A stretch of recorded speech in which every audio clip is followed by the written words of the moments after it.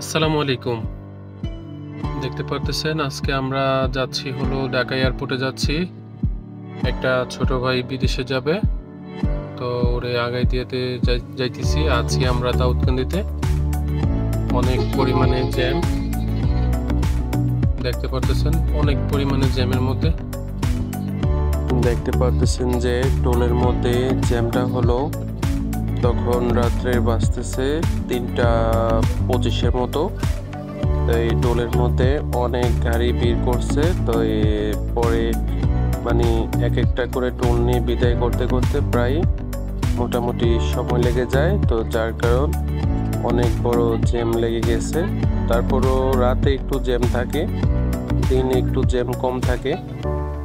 তারপর সচরাচর মোটামুটি আস্তে আস্তে করে দেখলাম যে গাড়ি সব চলে যাচ্ছে মোটামুটিভাবে। এত বেশিক্ষণ দাঁড়িয়ে থাকতে হয়নি এখানে, সর্বোচ্চ 7-8 মিনিটের মতো লেগে গেছে। তারপর আমরা আস্তে আস্তে করে টোলের প্রায় কাছাকাছি।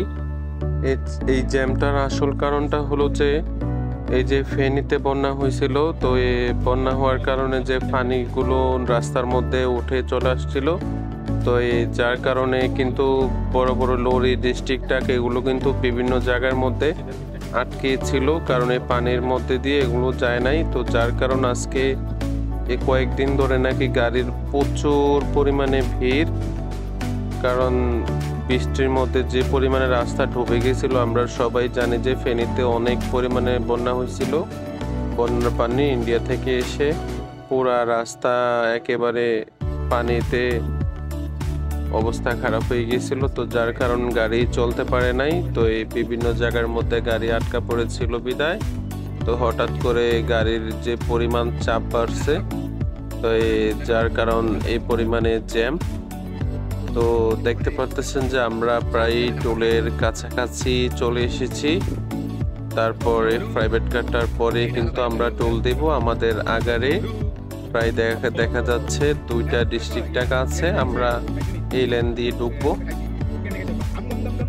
তো আমরা যাইতেছিলাম এয়ারপোর্টের উদ্দেশ্যে।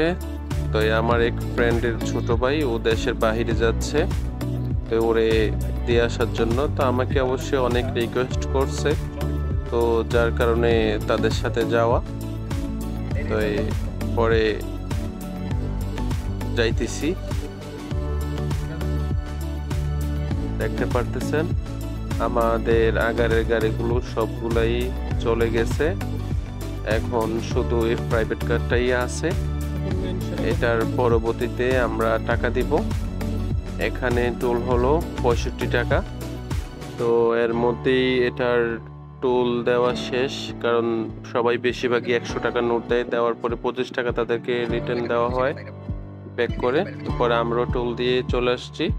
দেখতে পারতেছেন যে আমরা ইকোনো গাড়ির পিছনে পড়ে আছি। এটা হলো ইকোনো গাড়িটা হলো এটা নোয়াখালী থেকে চলে। তাই আমরা এখন আছি ব্রিজের একেবারে মাঝামাঝি। দেখতে পারতেছেন যে বাউশিয়া দিয়ে নামতেছি। হঠাৎ করে নেমে দেখতেছি একটা রং সাইডে যে দেখলেন একটা ট্রাক গেল, ওইটা কিন্তু প্রায় আমাদের সাথে লেগে যায় অবস্থা ছিল। তো এর মধ্যে আমরা ইনশাল্লাহ চলে এসেছি ফজর আজানের পরপর।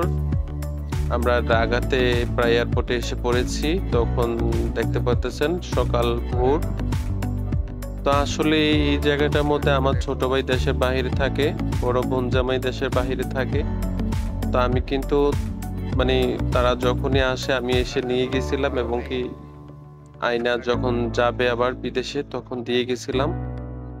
মূলত এইখানটার মধ্যে যে এত পরিমাণে কষ্ট হয় যে আসলে এটা মানে নিজের কাছে এখানে মানে এই কারণে আমি আসতে খুবই খারাপ লাগে যে কেউ যাবে চলে যাবে, মানে মানে আয়সা যখন নিয়ে যাই তখনও খারাপ লাগে, এবং কি যখন চলে যাবে, যখন দিয়ে যাওয়ার জন্য আসি তখনও খুবই খারাপ লাগে। কেন? এটাই কারণ যে এই জায়গাটার মধ্যে হাজার হাজার মানুষ এই যে বিদেশে যাচ্ছে প্রতিদিন, তারা কত কষ্ট নিয়ে চলে যাইতেছে। আসলে কি করবে সবাই কিছু করার জন্য, দেশের উন্নতির জন্য কিছু, সবাই এই কারণে যাইতেছে। তো এই দেখতে পাচ্ছেন যে আমরা এখন এয়ারপোর্টের মধ্যে যে গাড়ি পার্কিং আছে নিচতলায়, এটার উপরে যে ছাদে আছি, ছাদে এখানে আমাদের গাড়িটা পার্কিং করে রাখা আছে। তো এদিকটা আপনাদেরকে একটু দেখাইতেছি, তো সবাই ভিডিওটা দেখতে থাকেন। আর বর্তমানে মানুষের এখন এয়ারপোর্টের মধ্যে অনেকটাই সুযোগ সুবিধা হয়েছে, কারণ বর্তমানে মানুষ একটু আগে যে পরিমাণে হয়রানির শিকার হতো, এই জিনিসটা থেকে এখন বর্তমানে আমাদের প্রবাসী ভাইরা বাঁচতে পারছে। যে এখন আগের মতন যে একটা হয়রানি করা হতো ওইটা থেকে ইনশাল্লাহ মুক্তি পাইছে। তো এই দেখতে পারতেছেন যে এয়ারপোর্টের যে সাইডের যে ভিউটা, সকাল ভোরবেলা ফ্লাইট নামছে, মানুষ বের হচ্ছে, আর অনেকে তো আছে, হাজার হাজার মানুষ যাইতেছে একসাথে। এই পরিস্থিতি তো আসলে তারা পরিবাররা অনেক কান্নাকাটি করতেছে ওদিকটার মধ্যে, সাইডের মধ্যে।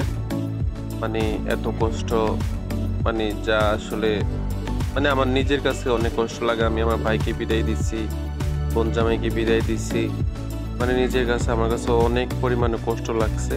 তো আমি আসলে এটা কষ্টটা অবশ্যই অনুভব করতে পারছি, বা এটা আমার কাছে প্রচুর পরিমাণে কেমন পরিমাণ যে খারাপ লাগছে সেটা আমি জানি। আর অবশ্যই যারা এরকম গেছেন বা যাইতেছেন তারাও অবশ্যই জানেন কি পরিমাণে কষ্ট করে জায়গা। আর এদিকটার মধ্যে আগে কিন্তু প্রায় ছিনতাই ডাকাতি এগুলা অনেক পরিমাণে হয়েছে, কিন্তু আশা করি আমরা যে বর্তমান যে অবস্থা আমাদের দেশের, ইনশাল্লাহ এগুলো থেকে মুক্তি পাবে সবাই। কারণ আগে এই জায়গাগুলোর মধ্যে কিন্তু প্রায় মানুষ ওয়াশরুমে যাইতো বা আশেপাশে ঘোরাঘুরি করতো, যে কোনো সময় এগুলোর মধ্যে ছিনতাই করতো, অনেক সমস্যাই ছিল। কিন্তু বর্তমান আশা করি যে এগুলো ইনশাল্লাহ আর নাই। আমরা যখন আসছি তখন ইনশাল্লাহ আমরা দেখছি পরিবেশ অনেকটাই ভালো, অনেকটাই স্বাভাবিক, সুন্দর। দেখতে পারতেছেন আমরা এই যে এখানে দাঁড়িয়ে ওই দিকটার মধ্যে দেখতেছিলাম, পাশাপাশি সবাই এদিকে আছে। তো ওনার ফ্লাইট ছিল 8টা 30 মনে হয়। তো এর মধ্যে কিছুক্ষণের মধ্যেই মানে ভিতরে চলে যাবে, এই অবস্থা।